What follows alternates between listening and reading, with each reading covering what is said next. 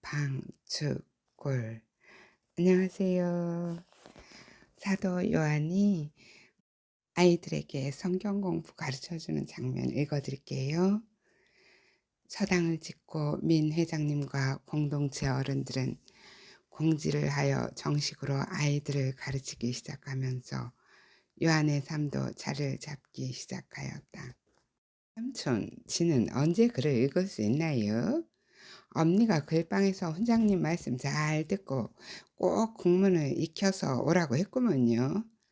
그래, 아직 국문을 못 배웠구나. 괜찮다. 요한은 67살 아이들의 머리를 쓰다듬으며 너희들은 차차 배우면 된다. 지금부터 삼촌이 잘 가르쳐 줄 테니 염려 말아라.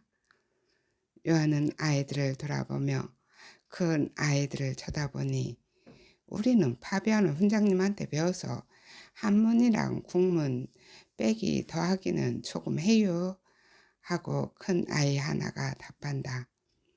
그렇구나. 성서를 중심으로 하되 한문과 한글을 하면서 차차 여러 가지를 곁들여 가르쳐 주마. 숫자 공부도 배워주나요? 가르쳐 주고 말고. 요한은 아이들에게 가르치고 싶은 것이 너무나 많았다.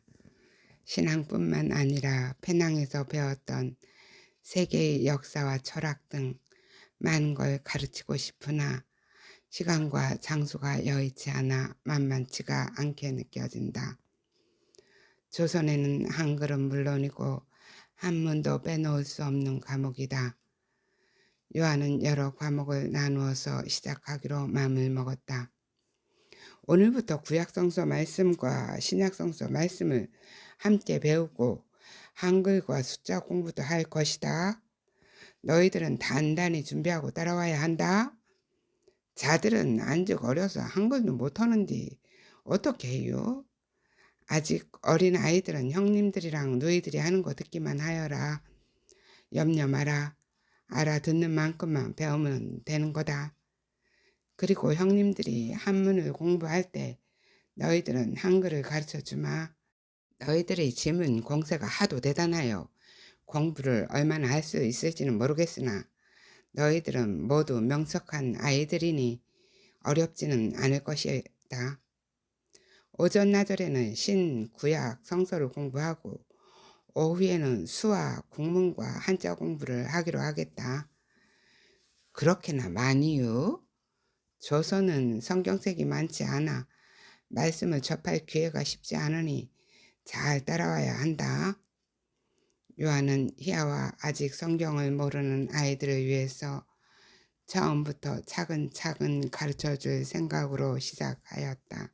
거기다가 희아에게 빠른 가르침을 주어 세례도 받고 공동체에 들어가 기도 생활을 하게 해주고 싶은 마음에 더 급하게 서두르는지도 모르겠다. 나는 성경에 있는 말씀을 전하는 것뿐이고 말씀을 받아들이고 실천하는 일은 너희가 해야 할 일이니 잘 새기며 행하도록 하여라. 아이들은 일제히 야 하며 대답을 한다. 예수님은 마구간에서 태어나셨다. 요한은 예수님께서 어디에서 태어나셨는지 한마디 툭 던졌다. 아이들은 조용해지고 모두들 요한을 쳐다보았다. 요한은 예수님의 탄생과 세례자 요한의 탄생을 간략하게 이야기해 주었고 구약에서 기다리던 메시아가 예수님이었음을 설명하였다. 천사 가브리엘과 성모 마리아, 요셉 성인에 대하여도 간략하게 설명하였다. 이어서 마리아가 성령으로 잉태하여 유다 베들레헴에 호적 등록을 하러 갔다가 마구간에서 아들을 낳은 것과 로마 황제를 피해서 이집트로 피난 갔다가 로마 황제가 죽고 다시 고향 나자렛으로 돌아와 30살까지 사셨다는 이야기를 이어서 간략하게 설명하였다. 가브리엘 천사가 어떻게 성모님에게 찾아오셨고 아기 예수님과 성모님, 요셉 성인을 어떻게 도와주었는지도 빼놓지 않고 이야기해 주었다. 아이들아, 들어보아라. 예수님을 잉태하고 있던 마리아는 남편 요셉과 함께 유다 베들레헴으로 호적 등록을 하러 갔다가 머물 곳이 없어서 마구간에서 예수님을 낳으셨다. 당시 천문학 박사인 동방의 나라 왕들은 별을 관찰하다가 예루살렘에서 온 세상을 다스릴 왕이 태어났다는 것을 알고는 로마의 왕궁으로 찾아갔지만 그들이 찾는 왕이 거기에 계시지 않다는 것을 알았다.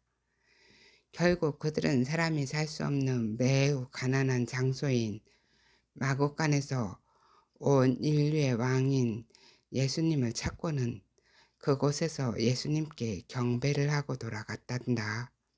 그런데 그곳의 왕인 로마 황제는 어린 예수가 두려워 죽이려고 했지만 천사가 마리아와 요셉의 꿈에 나타나 피난하라고 일러주어 이집트로 피난하여 살다가 로마의 황제가 죽고 예수님의 가족은 다시 고향인 이스라엘 땅인 나자렛으로 돌아오셔서 그곳에서 예수님께서는 나이 30이 될 때까지 사셨다. 그리고 3년 동안 이스라엘 사람들에게 구원의 길을 열어주시기 위해 활동을 하시다가 33살에 죄인들 손에 돌아가셨단다. 그러니까 예수님은 30살에 공적으로 자신을 드러내어 제자들을 부르시고 가르치며 본격적으로 하느님의 나라를 전하기 시작하셨다. 죄인들을 용서하고 수많은 병자들을 고쳐주시며 갖가지 기적들을 일으키시는 등 당신이 오시기로 한 메시아임을 드러내기 시작하면서 많은 군중이 예수님을 따르기 시작했다고 한다. 그러자 이스라엘의 율법 교사와 바리사이들은 예수님을 시기하여 배척하기 시작했단다. 율법 교사와 바리사이들이 누구여요? 율법 교사와 바리사이들은 우리 조선의 학자와 양반네들과 같은 부류의 사람들이란다.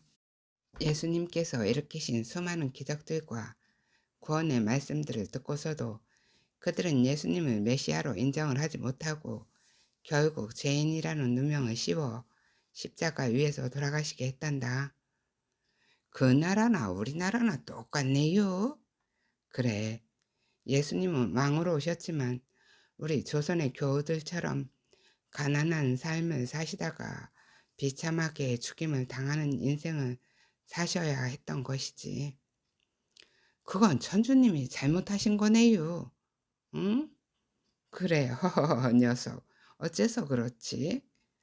천주님이 예수님 아버지라면서요? 그러면 전지전능하신 분이 아들을 그 지경이 되도록 보고만 있었다는 것은 말이 안 되는구먼요. 그건 있을 수 없는 일이어요. 정도야, 아버지는 절대 아들을 버리지 않으신단다. 그러면 왜 보고만 있었던 거예요? 지금 내가 그렇게 생각하는 건 아직 알아듣지 못해서란다. 정우가 고개를 갸우뚱한다. 정우야, 내가 전주님을 더 많이 알고 싶어하고 궁금증을 가진다면 천주님께서 너에게 좋은 기회를 주실 거라 여겨지는구나. 분명 너에게 천주님의 참 뜻을 알려주실 테니 기다려 보거라. 예수님께서는 결국 십자가형에 돌아가시고 병사들은 예수님께서 돌아가신 것을 확인하고는 창으로 옆구리를 찔러서 피와 물이 흐르게 하였다는구나. 예수님을 따르던 제자들은 두려워서 다락방문을 꼭꼭 잠그고는 숨어 있었는데 돌아가시어 무덤에 묻히셨던 예수님께서 사흘이 되었을 때 부활하시어 제자들을 찾아오셨다는구나. 제자들이 믿지 못할까 봐서 돌아가시기 전에 병사들이 손과 발에 못을 박았던 그 흔적과 창에 찔린 옆구리의 흔적을 그대로 간직한 채 오셨던 거지. 시리에 빠져 있던 제자들은 부활하신 예수님을 뵙고 너무나 기뻤고 다시 힘을 얻어 예수님의 제자로서 역할을 다하기 위해 세상으로 뛰쳐나와서 복음을 전하다가 대부분의 제자들은 예수님과 똑같이 순교를 하였단다. 참으로 얄궂은 신앙이네요. 어째서 천주님을 믿는 이들은 죄다 그런 죽음을 당하고 핍박을 받아야 하는 것인지 알 수가 없네요. 그러게 말이다. 그렇지만 여기가 끝이 아니므로 우리는 지금부터 본격적으로 공부를 하여야 하는 것이다. 우리는 구약 성서와 신약 성서를 공부하기 위해서는 예수님이 누구신지, 왜 오셔야만 했는지, 오신 목적과 그 결과는 어떻게 되는 것인지를 알아야 한다. 예수님께서 어떤 모습으로 태어나셔서 사셨는지 지금까지 설명하였으니 이제부터는 왜 오셔야만 했는지, 그분이 누구신지, 그분이 무엇을 가르치셨는지에 대하여 이야기를 나누어 보자꾸나. 예수님은 오시기로 되어 있으신 분이셨다. 예수님이 오신 목적은 아버지의 뜻을 이루기 위함이다. 아버지의 뜻이요? 그래, 그분은 우리에게 참 기쁨을 주시는 분이시다. 어째서요? 이 세상을 완성하시고 인류를 구원하시어 참 생명을 주실 분이시기 때문에 참 기쁨인 것이란다. 사람들은 그분이 세상에 오시면 세상의 왕권을 가지고 이 세상에서 잘 먹고 잘 사는 세상이 될 거라고 꿈꾸었지만 그 생각은 모두 잘못된 것이었단다. 구세주이시며 메시아인 예수님께서는 죄악으로 무너진 세상을 다시 일으키려고 오신 분이었다는 것을 사람들은 몰랐던 거지. 아이들아, 이제부터 쉽고 간단하게 알려줄 터이니 들어보아라. 메시아 왕께서 이 세상에 오셔야만 했던 것은 이 세상은 원래 천주님의 것이었고 사람은 천주님께로 돌아가야 하는 것이었다. 그런데 세상은 점점 악한 자에 의해 지배되었고 악한 자가 차지하려 하고 있었기 때문이다. 천주님은 어째서 그 악한 자들에게 아들을 보내신 것일까? 전지전능하시고 불가능이 없으신 천주님께서 어째서 당신의 아들이 가난과 죽음을 당하도록 허락하셨을까? 그것은 그분이 참 왕이시고 영원한 나라의 왕이시기 때문이다. 그분께서도 세 가지의 유혹에 시달리셨는데 그 유혹에 넘어가시어 지상의 모든 나라를 차지하고 세상의 권위를 탐했다면 참 왕은 아니었을 것이다. 참 왕은 백성을 아끼고 사랑하기 때문에 목숨도 아끼지 않고 혼신을 다하여 백성을 보살피고 다스리는 것이 아니겠느냐. 답이 여기에 있다. 천주님께서는 세상을 너무나 사랑하신 나머지 아들을 세상에 보내셨다고 하셨다.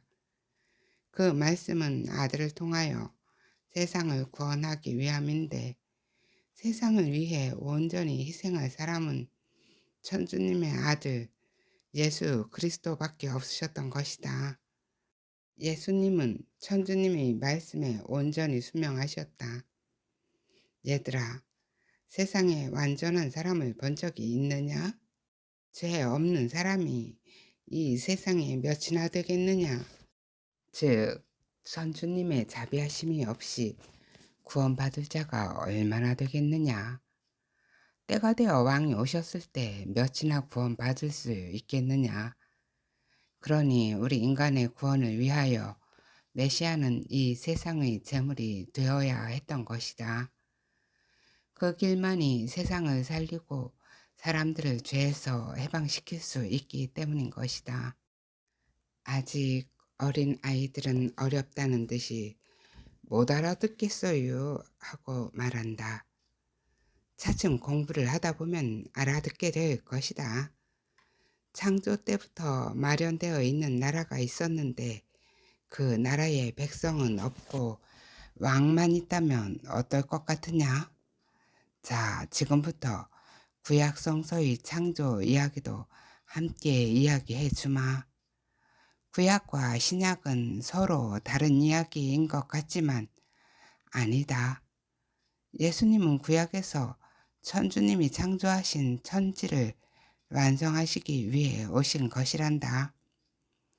즉, 천주님은 구약에서 죄로 타락한 인간을 용서와 자비로 완성시키려고 오신 분이시다. 그래서 예수님을 새 아담이라고도 하고 구약의 완성이신 분이라고도 하는 것이다. 인간이 처음에 무엇으로 천주님을 배반하였는지 아느냐? 죄를 지어서요요. 무슨 죄를 지었는지 아느냐? 말씀을 어겼기 때문이란다. 천주님의 말씀을 어기어 악과 손을 잡은 것이다.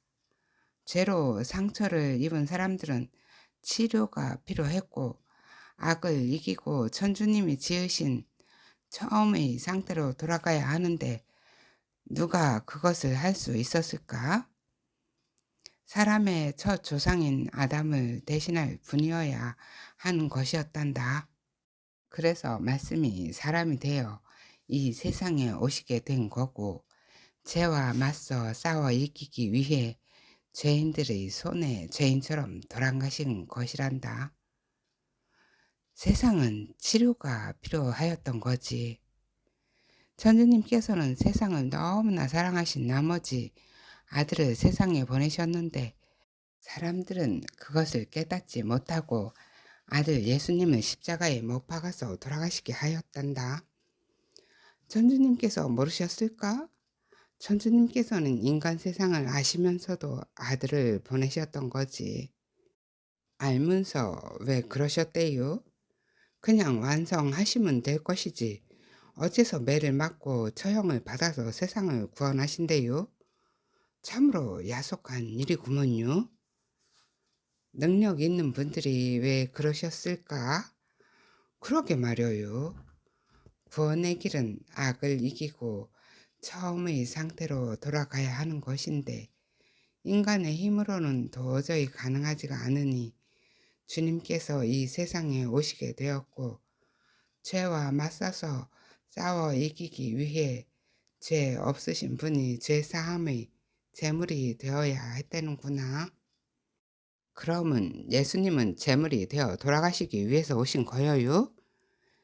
얘들아, 예수님은 돌아가시기 위해 세상에 오신 것이 아니란다. 완성하시려고 오신 것이지. 완성이요?